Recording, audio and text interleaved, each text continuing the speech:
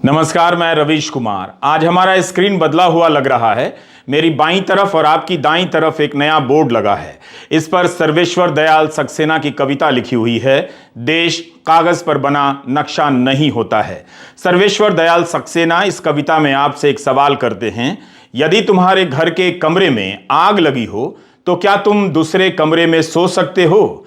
यदि तुम्हारे घर के कमरे में लाशें सड़ रही हों तो क्या तुम दूसरे कमरे में प्रार्थना कर सकते हो? देश कागज पर बना नक्शा नहीं होता है कि एक हिस्से के फट जाने पर बाकी हिस्से उसी तरह साबुत बने रहें। हमारे वीडियो को देखते हुए सर्वेश्वर दयाल सक्सेना की इन पंक्तियों को याद रखिएगा। हमारा आज का सवाल है, विदेश मंत्री एस जयशंकर को क्या हो गया है? कभी वे चीन के आगे भारत को दीन बताते हैं तो कभी भारत के उद्योगपतियों को कोसने लग जाते हैं कि वे चीन के आगे दीन क्यों बने हुए हैं। 8 साल से भारत का उद्योग जगत बोलना ही भूल गया है। चुप रहने के शानदार प्रदर्शन के बाद भी उसे अब तक डांट पड़ रही है। कभी टैक्स छूट मिलने के बाद भी निवेश ना करने को लेकर डांट पड़ जाती है, तो कभी चीन से मुकाबला ना कर पाने को लेकर डांट पड़ जाती है। मेरी समझ में यह डांट ही है, आप चाहे तो ताना या नसीहत कह सकते हैं। इनका डांट खाना इनका मामला है। हमारा मामला है कि विदेश मंत्री एस जयशंकर को क्या हो गया है।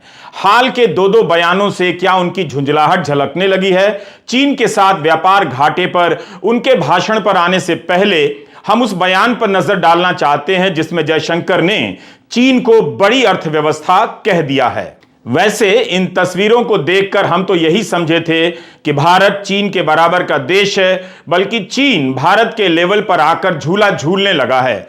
लेकिन जयशंकर के बयान से लगता है कि झूला भले ही हमारा हो, मगर झुलाने वाला चीन है। अब जयशंकर ही बता दें कि क्या हम चीन के राष्ट्रपति शी जिनपिंग को इसलिए झूला झूला रहे थे कि वे बड़ी अर्थव्यवस्था वाले थे और हम छोटी अर्थव्यवस्था वाले? सच्चाई सब जानते हैं, मगर सीमा पर तनाव के संदर्भ में कौन सी बात बोली जाए, इसका ध्यान रखा जाना चाहिए। सीमा पर दोनों देशों की सेना आमने सामने हो और मंत्री जी कहें कि हुजूर आप तो हमसे बड़े हैं, हम तो छोटे लोग हैं, कैसे लड़ें? यह शोभा नहीं देता है। जंग के वक्त कोई देश अर्थव्यवस्था का आकार नहीं देखता, अपना हौसला देखता है। इस बयान से सेना के मनोबल पर क्या असर पड़ेगा, इस पर बहस इसलिए नहीं होगी क्योंकि यह बयान राहुल गांधी ने नहीं दिया है, विदेश मंत्री एस जयशंकर ने दिया है। 21 फरवरी 2023 को एएनआई की स्मिता प्रकाश से विदेश मंत्री एस जयशंकर ने कहा कि चीन बड़ी अर्थव्यवस्था है, मुझे क्या करना चाहिए? एक छोटी अर्थव्यवस्था के रूप में क्या मैं बड़ी अर्थव्यवस्था से युद्ध मोल ले लूं? यह प्रतिक्रिया या जवाब का सवाल नहीं है, यह तो कॉमन सेंस का सवाल है। जयशंकर ही बता सकते हैं कि क्या इसी कॉमन सेंस के कारण गलवान घाटी की घटना के बाद प्रधानमंत्री ने मुख्यमंत्रियों के साथ हुई बैठक में चीन का नाम तक नहीं लिया। फ्लैशबैक में जाकर इस घटना से संबंधित रिपोर्टिंग देखेंगे तो मामला समझ में आएगा। मई 2020 से ही खबरें आने लगी थीं कि गलवान घाटी में चीन ने दुस्साहस किया है, मगर उसकी पुष्टि होने में कई दिन लग गए। राहुल गांधी लगातार इस मसले को लेकर सरकार से सवाल पूछने लगे और आज भी पूछते रहे। मई 2020 से ही पत्रकार और रक्षा विशेषज्ञ अजय शुक्ला अपने ब्लॉग और ट्विटर पर लिखने लगे कि गलवान में कुछ हुआ है, कुछ छिपाया जा रहा है। उनके साथ कुछ अन्य पत्रकार भी इन सवालों को उठाने लगे। 23 मई 2020 को अजय शुक्ला ने अपने ब्लॉग में लिख दिया कि कारगिल के बाद पहली बार हुआ है जब भारतीय भूभाग का कोई हिस्सा विदेशी सैनिकों के कब्जे में है। अप्रैल के तीसरे हफ्ते में 5000 चीनी सैनिक लद्दाख के 5 पॉइंट पर मौजूद हैं। यह लेख आज भी उनके ब्लॉग पर मौजूद है। 15-16 जून की रात हुई इस घटना को लेकर अगले दिन से मीडिया में खबरें आने लगती हैं कि गलवान घाटी में भारत के जवान और सेना के अफसर शानदार बहादुरी का प्रदर्शन करते हुए शहीद हो गए। सेना ने अपने आधिकारिक बयान में जानकारी दी कि 20 जवान और अफसर शहीद हुए हैं। इसके पहले 2 जवानों और एक कर्नल के शहीद होने की खबर आई थी। इस जंग में चीन के जवान भी मारे गए, मगर उनकी संख्या को लेकर चीन हमेशा ही इनकार करता रहा। यानी मई महीने से ही अजय शुक्ला जिन बातों की तरफ इशारा कर रहे थे वो सही साबित हो जाती हैं। पुरानी खबरों को पलटने से ही जयशंकर के नए बयान का मतलब समझ आएगा। आप जान पाएंगे कि क्यों विदेश मंत्री जयशंकर खीजे खीजे से नजर आते हैं। उस समय तक, एक महीने तक, उस समय सरकार की तरफ से पुष्टि नहीं की गई। अचानक 17 जून 2020 को मुख्यमंत्रियों के साथ कोविड की तैयारियों पर बैठक में प्रधानमंत्री बोल उठते हैं कि हम सभी गलवान घाटी में शहादत देने वाले जवानों को श्रद्धांजलि देंगे। उस मौके पर प्रधानमंत्री कहते हैं कि भारत माता के वीर सपूतों ने गलवान वैली में हमारी मातृभूमि की रक्षा करते हुए सर्वोच्च बलिदान दिया है। मैं देश की सेवा में उनके इस महान बलिदान के लिए नमन करता हूं, उन्हें कृतज्ञता पूर्वक श्रद्धांजलि देता हूं। प्रधानमंत्री इस बैठक में जवानों की शहादत को याद करते हैं, नमन करते हैं, मगर एक बार भी चीन का नाम नहीं लेते हैं। किसके खिलाफ लड़ते हुए हमारे जवान शहीद हुए उसका नाम ही नहीं लिया गया। जाहिर है विपक्ष की तरफ से सवाल होना था। आज तक राहुल गांधी गलवान घाटी से जुड़े अपने सवाल दोहराते रहते हैं कि प्रधानमंत्री ने चीन का नाम तक नहीं लिया। 2 दिनों के बाद 19 जून 2020 को चीन के मुद्दे पर सर्वदलीय बैठक होती है। उस बैठक में प्रधानमंत्री संयमित बयान देते हुए कहते हैं कि चीन द्वारा एलएसी पर जो किया गया उससे पूरा देश आहत और आक्रोशित है। कहते हैं कि आज हमारी कैपेबिलिटी इतनी है कि कोई भी हमारी 1 इंच जमीन की तरफ आंख उठाकर नहीं देख सकता है। लेकिन इस बयान के शुरुआत में वे कहते हैं कि ना कोई वहां हमारी सीमा में घुस आया है, ना ही कोई घुसा हुआ है, ना ही हमारी कोई पोस्ट किसी दूसरे के कब्जे में है। इस दावे को भी चुनौती दी जाती है। उसकी वजह थी 17 जून को भारतीय विदेश मंत्री की चीनी विदेश मंत्री से बातचीत का यह ब्यौरा, जिसमें सरकार ही कहती है और खबरें भी छपती हैं कि चीनी पक्ष ने एलएसी की गलवान घाटी के भारतीय क्षेत्र में एक ढांचा बनाने की मांग की। यह विवाद का स्रोत बन गया और चीनी पक्ष ने पूर्व नियोजित और सोची समझी कार्रवाई की जो सीधे तौर पर हिंसक झड़प के लिए जिम्मेदार थी। उनकी कार्रवाई से यह स्पष्ट होता है कि वह यथास्थिति को बदलना चाहते हैं और सभी समझौतों का उल्लंघन कर जमीनी तथ्य बदलना चाहते हैं। एक तरफ विदेश मंत्रालय भारतीय क्षेत्र में ढांचा बनाने की बात करता है, झड़प की मुख्य वजह बताता है, और 2 दिन बाद प्रधानमंत्री कहते हैं हमारी सीमा में कोई नहीं आया। अगर नेहरू ने ऐसा कहा होता कि चीन बड़ी अर्थव्यवस्था है, बड़ा देश है, उसकी सेना बड़ी है, तो क्या हुआ होता? विपक्ष ने प्रधानमंत्री मोदी को उनका 2014 के पहले का एक बयान याद दिलाने की कोशिश की, जब उन्होंने कहा था कि विदेश मंत्री चीन गए हैं, वहां जाकर चीन की हरकतों के खिलाफ आवाज उठानी चाहिए, लाल आंख कर चीन को समझाना चाहिए था। क्या मोदी सरकार के विदेश मंत्री जयशंकर आंखें लाल कर चीन को समझाने चीन गए?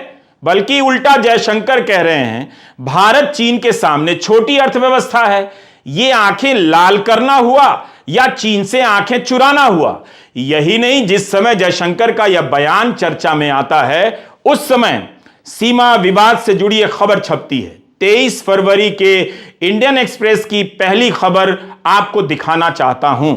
शुभजीत रॉय ने लिखा है कि मई 2020 में गलवान घाटी में तनाव पैदा होने के बाद पहली बार विदेश मंत्रालय के संयुक्त सचिव स्तर के अधिकारी सीमा विवाद पर बात करने के लिए बीजिंग गए हैं। भारत और चीन के बीच सीमा विवाद पर बातचीत के लिए वर्किंग कमेटी की यह 26वें दौर की बैठक थी। पहली बार दोनों सदस्यों के बीच आमने सामने बातें हुई हैं। इसके पहले जुलाई 2019 में आमने सामने की बैठक हुई थी। मई 2020 के बाद वर्किंग कमेटी की 11 बैठकें हो चुकी हैं, मगर ये सभी वीडियो कॉन्फ्रेंसिंग के जरिए हुई हैं। एक्सप्रेस ने लिखा है कि इस बैठक का कोई नया नतीजा तो नहीं निकला, सिवाय इसके कि दोनों के बीच आमने सामने की बैठक हुई है।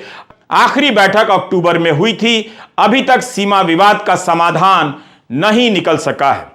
इस खबर में तारीख नहीं दी गई है कि भारत के विदेश मंत्रालय के अधिकारी किस तारीख को चीन गए, मगर उसी दौर में राहुल गांधी ने यह बात कह दी होती कि भारत अर्थव्यवस्था के मामले में चीन के सामने छोटा है, इसलिए लड़ नहीं सकता, तो कल्पना कीजिए इस देश में किस तरह की बहस हो रही होती। राहुल ने कर दिया भारत का अपमान टाइप की हेडलाइन से अखबार और चैनल भर दिए गए होते और गोदी मीडिया को अदानी प्रकरण से दूर भागने का एक सुनहरा मौका भी मिल जाता। लेकिन यहां तो विदेश मंत्री एस जयशंकर कह रहे हैं कि भारत नहीं लड़ सकता क्योंकि छोटी अर्थव्यवस्था है। हम आपको बता दें कि चीन की अर्थव्यवस्था इस समय नॉमिनल जीडीपी के मुताबिक 18 ट्रिलियन डॉलर के करीब मानी जाती है। इस समय भारत की अर्थव्यवस्था का आकार 3.5 ट्रिलियन डॉलर का बताया जाता है। लक्ष्य है कि भारत 2025 तक 5 ट्रिलियन डॉलर की अर्थव्यवस्था हो जाएगा। तो अगले 2 साल में भी हम अर्थव्यवस्था के मामले में चीन के बराबर नहीं होंगे। तो क्या चीन से मुकाबला का हमारा यही पैमाना होगा कि वो बड़े हैं, हम छोटे हैं, तो लड़ेंगे नहीं? जयशंकर चीन को लेकर साफ साफ बोल रहे हैं, मगर साफ साफ बोलना और दूसरे के सामने खुद को छोटा मान लेना, दोनों में अंतर है। पिछले साल दिसंबर में उन्होंने साफ साफ कह दिया कि चीन के साथ हमारे रिश्ते सामान्य नहीं हैं। वे इस बात को कभी छिपाते नहीं, झिझकते नहीं, लेकिन यह कहने की क्या जरूरत थी कि हम चीन के सामने छोटे हैं। अब आते हैं उनके चीन के साथ व्यापार घाटे वाले बयान पर। एशिया इकोनॉमिक डायलॉग में जयशंकर ने कहा कि चीन के साथ संबंधों के कारण जो आर्थिक चुनौतियां पैदा हुई हैं वे काफी गंभीर हैं। जयशंकर कहते हैं कि वे दावे के साथ नहीं कह सकते कि इन चुनौतियों का सामना ठीक से किया गया है, मगर यह भी जोड़ देते हैं कि अभी नहीं बल्कि पिछले 20 वर्षों में कभी ठीक से नहीं किया गया। बेहतर होता कि वे अपनी सरकार के 8 वर्षों का हिसाब देते। छोटा लम्हा नहीं है ये 8 साल, वैसे भी 20 वर्षों में 10 साल अगर यूपीए के हैं तो 10 साल वाजपेयी के और मोदी सरकार मिलाकर हो ही जाते हैं। जयशंकर ने कहा कि जो बिजनेस भारत में होना चाहिए वो चीन में होने लगा है, जिसके कारण आज भयंकर व्यापार घाटा हो गया है। वे कहते हैं कि यह बहुत ही गंभीर मामला है। यहां सरकार की ही जिम्मेदारी नहीं बल्कि बिजनेस जगत भी बराबर रूप से जिम्मेदार है। जो भी व्यापार कर रहा है उसके लिए असंतुलन अपने आप में समस्या नहीं है, किसी का ऐसा मत नहीं है। अगर आप डोनाल्ड ट्रंप हैं तो अलग बात है, जो बही खाते में हर व्यापार को इस तरह से देखते हैं कि बराबर बराबर रहे। अर्थव्यवस्था ऐसे नहीं चलती है। जयशंकर कहते हैं कि इस असंतुलन के पीछे बाजार की शक्तियां नहीं बल्कि गैर बाजार शक्तियां हैं, नॉन मार्केट फैक्टर्स। इसके बारे में वे खुलकर नहीं बताते। क्या चीन की सरकार ऐसा कर रही है तो भारत की सरकार क्या कर रही है? अगर इस बयान का यह मतलब है कि भारत ने अपने बाजार में चीन को ज्यादा ही छूट दे दी है, तो फिर सवाल जयशंकर से होना चाहिए, पूछा जाना चाहिए कि इसके लिए जिम्मेदार कौन है, कॉरपोरेट या सरकार? आगे के बयान में जयशंकर भारत के उद्योग जगत को खरी खोटी सुनाते हुए कहने लग जाते हैं कि भारतीय कॉरपोरेट जगत पर बहुत कुछ निर्भर करता है। भारतीय कॉरपोरेट जगत ने वेंडर सप्लाई, कंपोनेंट और कलपुर्जों को विकसित ही नहीं किया है, ऐसे मध्यस्थ नहीं बनाए हैं जिन्हें हमें सहारा देना चाहिए था। आप कह सकते हैं कि सरकार ने उतना नहीं किया जितना करना चाहिए था। मैं समझता हूं कि यह बात ठीक हो सकती है। हम आज इसे बदलने की कोशिश कर रहे हैं। जब आप आत्मनिर्भर भारत कहते हैं तो यह केवल नारा नहीं है, यह उद्योग जगत को हमारा संदेश है, लोगों को संदेश है कि भारत से जो आप खरीद सकते हैं यह आपका दायित्व है कि आप भारत से ही लें। यह हमारा नैतिक दायित्व नहीं है। हमारी राष्ट्रीय सुरक्षा खतरे में है अगर हम इस तरह से बाहर के देशों पर निर्भर रहेंगे। अंग्रेजी का बयान है, हमने हिंदी में भावार्थ किया है। एक दिन जयशंकर कहते हैं हम चीन के सामने छोटी अर्थव्यवस्था हैं, अगले दिन छोटी अर्थव्यवस्था के बड़े बड़े उद्योगपतियों को सुनाने लग जाते हैं कि आप चीन से सामान खरीद रहे हैं, भारत से नहीं। ऐसा करना राष्ट्रीय सुरक्षा को खतरा भी है, ब्ला ब्ला ब्ला एंड वगैरह वगैरह वगैरह। क्या भारत का उद्योग जगत भारत में सामान होते हुए भी चीन से खरीद रहा है, या भारत में सामान नहीं है इसलिए चीन से खरीद रहा है? अगर इससे राष्ट्रीय सुरक्षा को खतरा है तो फिर भारतीय उद्योग जगत के खिलाफ सख्त कार्रवाई कर देनी चाहिए। अजीब सी दलील है। एक तरफ जब हिंडनबर्ग ने अदानी समूह के कथित फ्रॉड का पर्दाफाश किया तो हल्ला मचाया गया कि भारत के उद्योग जगत का साथ देना है, लेकिन यहां तो उल्टा उन्हें सुनाया जा रहा है कि वे चीन से सामान खरीद रहे हैं, भारत से कुछ खरीद ही नहीं रहे, जिससे राष्ट्रीय सुरक्षा को खतरा है। ठीक से बताइए कि करना क्या है? क्या उनका साथ देना है जिनके नकारापन के कारण राष्ट्रीय सुरक्षा को खतरा है, जो चीन की उत्पादन क्षमता का मुकाबला नहीं कर पा रहे हैं और भारत के बदले चीन से आयात कर रहे हैं? जयशंकर का यह बयान भी झुंझलाहट का प्रदर्शन करता है। क्या जयशंकर यह कहना चाहते हैं कि आत्मनिर्भर भारत अभियान फेल हो गया है और इसके लिए उद्योग जगत जिम्मेदार है? 2021 में इसी एशिया इकोनॉमिक डायलॉग में जयशंकर ने कहा था कि आज लोग उम्मीद करते हैं कि सरकार उनके बदले बल्लेबाजी करे। कोई भी बिना मैच प्रैक्टिस या बिना पिच को देखे क्रिकेट मैच नहीं खेलता है। यह केवल भारतीय कूटनीति का ही बिजनेस नहीं है कि बिजनेस करे, बल्कि यह सरकार का बिजनेस है कि वह बिजनेस को सपोर्ट करे। यहां जयशंकर मान रहे हैं कि भारतीय कूटनीति का काम बिजनेस को सपोर्ट करना है, बिजनेस करना है। राहुल गांधी का भी तो यही आरोप है कि भारत की विदेश नीति अदानी नीति हो गई है। जब जहां जहां प्रधानमंत्री विदेश दौरे पर जाते हैं तब वहां अदानी समूह को बिजनेस मिल जाता है। सरकार इसका हिसाब दे दे कि कहां कहां मिला है, तो सरकार को अपने काम का हिसाब देना चाहिए। उसी में अदानी के बिजनेस में उसके योगदान का भी हिसाब आ सकता था, है कि नहीं? मगर हुआ नहीं। सवाल है कि जयशंकर के अनुसार जब सरकार का बिजनेस को सपोर्ट करना है और भारतीय विदेश सेवा का भी काम बिजनेस करना है, तो फिर बताने में संकोच क्यों हो रहा है कि उनके इस काम से अदानी को कितना लाभ मिला है और दूसरे उद्योगपतियों को कितना लाभ मिला है? क्या आप हिंदी में इसे समझ पा रहे हैं? इस वीडियो को दोबारा देखिएगा, काफी कुछ समझ आएगा। विदेश मंत्री जयशंकर ने भारत के उद्योग जगत को सुना तो दिया, कम से कम यह भी दोहरा देते कि चीनी कंपनियां भारत में आकर हजारों करोड़ की टैक्स चोरी कर रही हैं और सरकार पकड़ भी रही है। बड़ी अर्थव्यवस्था की कंपनियां जब चोरी करती हैं तब भारत यह नहीं सोचता कि हमारा आयकर विभाग तो छोटी अर्थव्यवस्था का है। फिर सीमा पर तनाव के मामले में क्या यह तर्क अजीब नहीं है? यही नहीं, सरकार दिन भर दावे करती रहती है कि भारत की अर्थव्यवस्था दुनिया में सबसे तेजी से आगे बढ़ रही है, तो उद्योग जगत के भाई लोग कुछ तो कर रहे होंगे, कुछ तो बना रहे होंगे, बेच भी रहे होंगे, मगर उन्हें तो डांट पड़ गई कि चीन के आगे कुछ नहीं कर पा रहे हैं। यही नहीं, पिछले साल सितंबर में वित्त मंत्री निर्मला सीतारमण ने भी डांट लगा दी थी। पिछले साल सितंबर महीने में दिल्ली में माइंड समिट हो रहा था। इसमें वित्त मंत्री ने कह दिया कि 2019 में जब से वित्त मंत्री बनी हूं, मैं सुन रही हूं कि उद्योगों को नहीं लगता कि माहौल सही है, अनुकूल है। ठीक है, हमने कॉर्पोरेट टैक्स घटा दिया है। जब लोग मुझे आक्रामक सवाल पूछते हैं तो मैं उद्योगों का बचाव करती हूं।